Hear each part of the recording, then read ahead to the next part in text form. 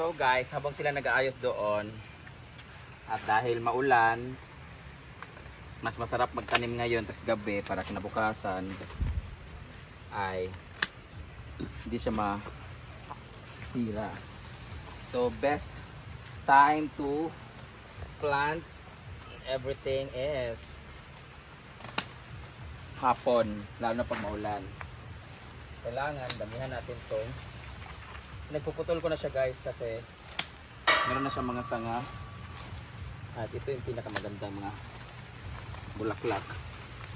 Andre, pwede na ba itong putulin? bandi.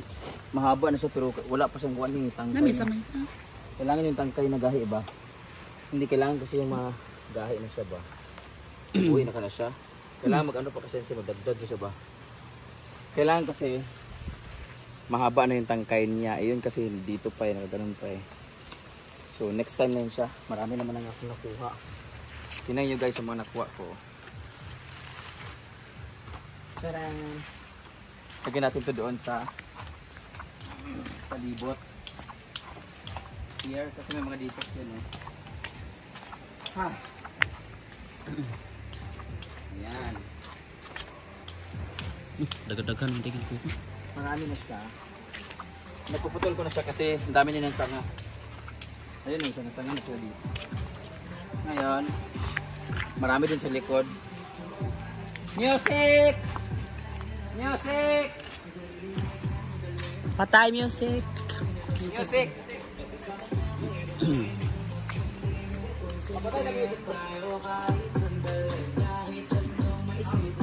Gaya oy.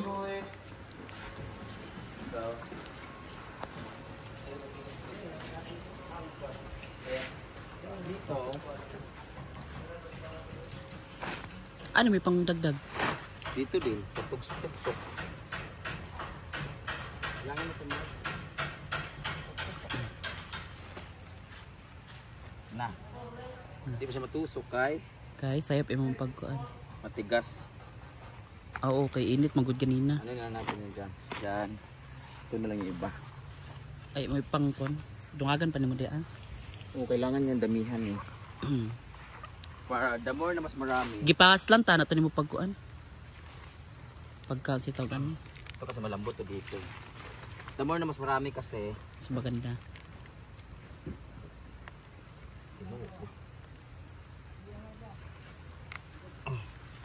The more na mas marami, the more na mas maganda tingnan.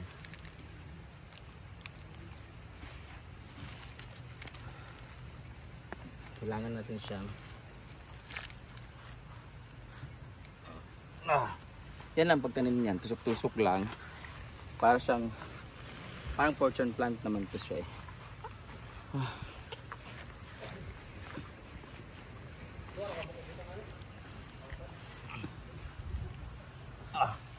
Tusok-tusok lang siya guys. Asan banday may medyo pakante, doon yung lalagyan natin. Dito. Ay nato da pag di naman makita. Magpapadamo na rin ako dito kasi masyado na makapal at mahaba yung mga damo. Kasi hindi na emphasize yung mga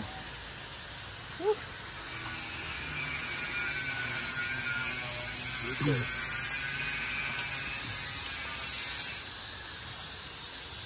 Ay mga tinanong diya. Dito ba? Oo, daan ako gipang tanom.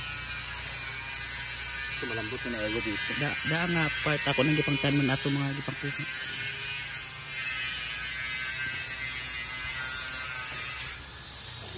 Yeah.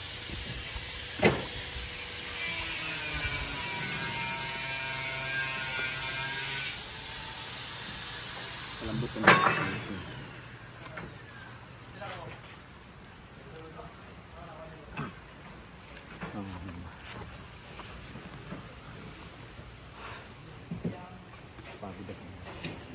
Last na dito.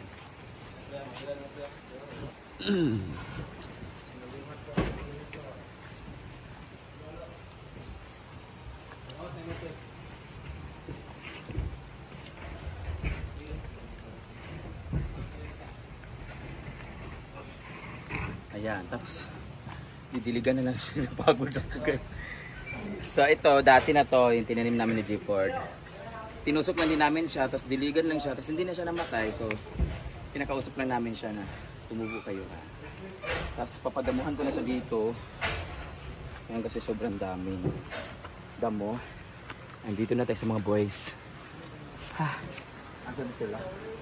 Ito na yung last na ano. Ano yung welding? Weldingon? Ha?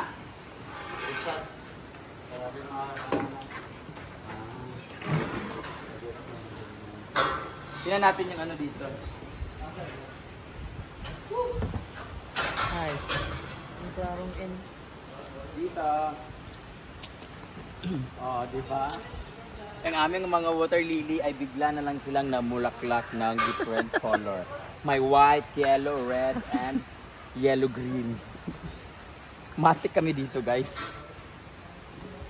Isang araw lang yan, tumubo agad. Color ko agad. So far, ito na yung view. Nalilitan talaga ako sa hinaguan. Dapat malaki pag doon, no? Dako-dako pa ganyan.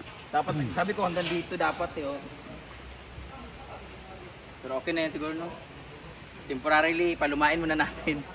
Kasi nandyan na eh. Wala kasi ako sa paggawa, guys, eh. Gusto ko talaga, hanggat maaari. Galing doon, hanggang dito yung laki. So, okay na yan siguro. Ginuupo. Taas mo, 4 minutes pa man. Kulang pa. Ginuupo. Sayangan ako kay maliit. Pero okay na yan, no? Kala lang so eh. Be, pag doon ka nga, be. Picture mo. Asa man? Kundiri Kita? kuha man. Okay. Oo, kana. Tara Asa naman. dala ka? Ginuupo.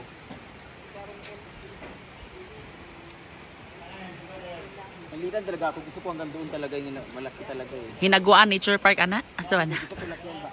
I love hinaguan yun. Siguro ganito kalaki yung mga letters. Oo, ganyan. Pwede naman lang dugtungan yan eh. Nalitan talaga ako sa, kasi malawak pa yung space dito eh. Pero for now, yan na muna. Saka natin mag-renovate pag may income na tayo. So, dahil maulan na siya, nagpaulan lang naman ako. Wala, yung ano lang talaga, diligan ko na lang yung bougainvillea. And then, that's it for today's Kapoy. Bye-bye. So, kakatapos ko lang magtanim ng mga halaman at maglipat ng mga halaman na pinambibili ko. So, ito yung mga nangyari ngayong araw na ito. Kapoy kayo!